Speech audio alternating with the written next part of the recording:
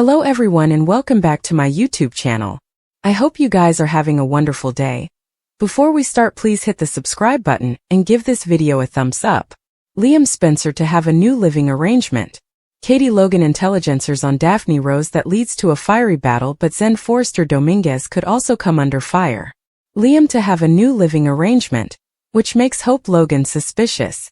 Liam easily still doesn't want anyone to know about his deadly opinion.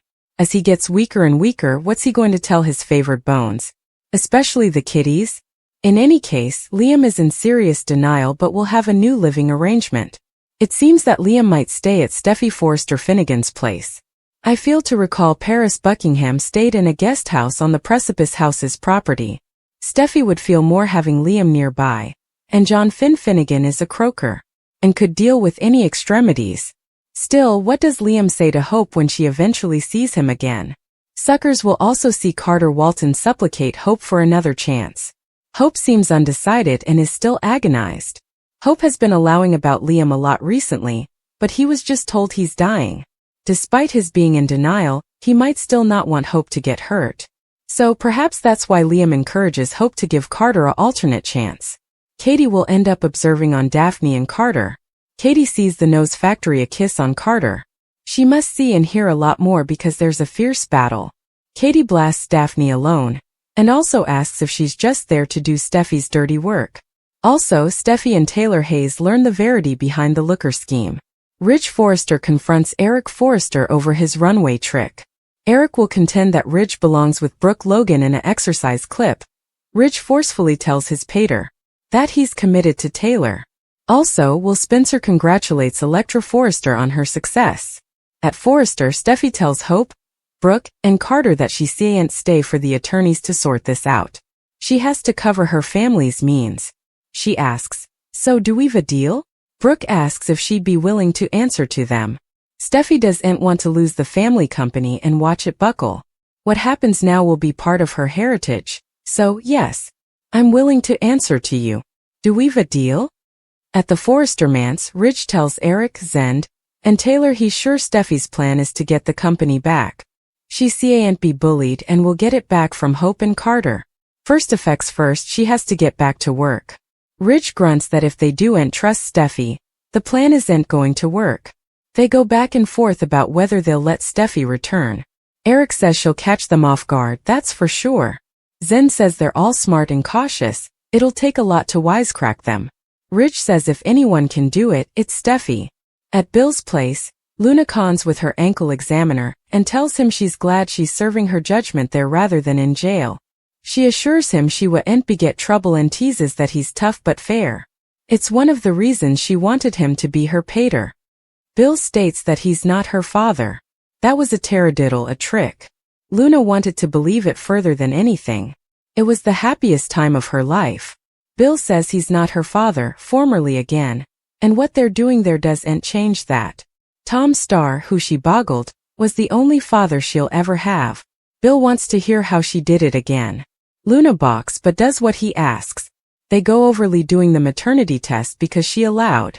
Poppy was over to commodity. Luna says she was one step ahead of her and bought a positive test on the dark web, replacing Lee's. She was awarded by seeing how happy Bill was. Bill tells her it was a taradiddle. No further secrets, no further falsehoods. Tom Starr is your father. Luna says the idea of that man being her father pushed her over the edge. Bill says, you killed him. She didn't indeed have to have a relationship with him. Luna demurs that he wanted to get to know her, and was writing her mama letters.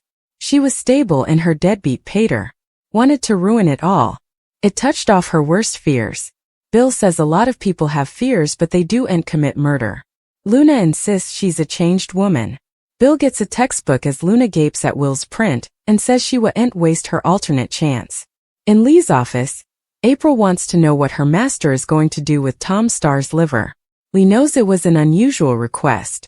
April says she mentioned demanding answers. She'd like to help her get them. Lee appreciates that and says the liver could help her get answers she's been wanting for times. Sitting behind her office, Lee asks April to get a blood sample for her. It's under the name Luna Nozawa. She flashes to Luna telling her she killed Tom Starr, and that she couldn't go for him to come forward as her father. Lee muses, "Is Tom Star really your father, Luna?" At Forrester, Carter tells Steffy that Forrester is in the same company she left. They're expanding and may indeed be starting an incense line.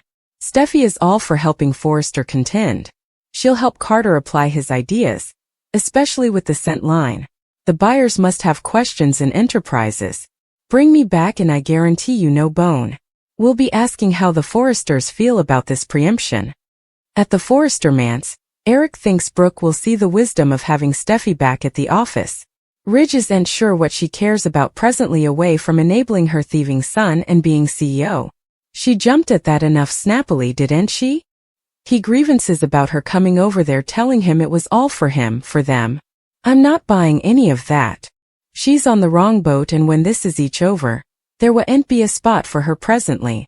At Forrester, Steffy tells the group she still hates what they did, but she's a realist. Her father and Eric can calculate on suits, but she has to look out for the company's future. Carter appreciates her offer and her logic. He didn't want her family to leave. Steffy asks, "So is that a yeah?" Hope gives Carter the hairy eyeball. Carter says they need time to talk. "We'll get back to you soon." At Bill's place, he tells Luna he's giving her a chance to prove herself, but the effects she did crossed the line. Anything she has of getting a Spencer, that isn't going to be. He walks out of the room and Luna goes over to Aspect. At Will's print courteously, April returns to Lee's office with the blood sample from Luna Nozawa. Lee asks if the liver is still feasible to yield inheritable results. April nods. "Yeah." Lee says, "Excellent." April walks out and Lee muses that now she has everything she needs to determine if Tom Star is Luna's father. At Forrester, Brooke, Carter, and Hope bandy Steffi's shot to return to the company. Carter thinks she has a point about her heritage. Hope sniffs that it wasn't a factor when she walks out. Carter thinks she regrets leaving, he just can't decide if she really wants to help them. Hope says they need to be conservative. Carter agrees. The only people he can trust right now are in that room. Hope wonders why Steffy is being so accommodating and accepting. Steffy returns to the Forrester manse and tells her family that Hope and Carter were shocked to see her and suspicious. They learn that she offered to come back as president, since Brooke would no way give her the CEO position. She kept it real and explained that a Forrester on the platoon would look good. Ridge and the others learn that they asked for time to suppose it over, but Steffy thinks they're leaning towards saying yes. Steffy muses that once she's back in there, she can put her plan in stir. They'll be so busy keeping tabs on her, they'll no way see it coming. Steffy intones that Hope and Carter did this to them, and she's going to make them pay for stealing their company. It's only a matter of time before Forrester Creations is ours again.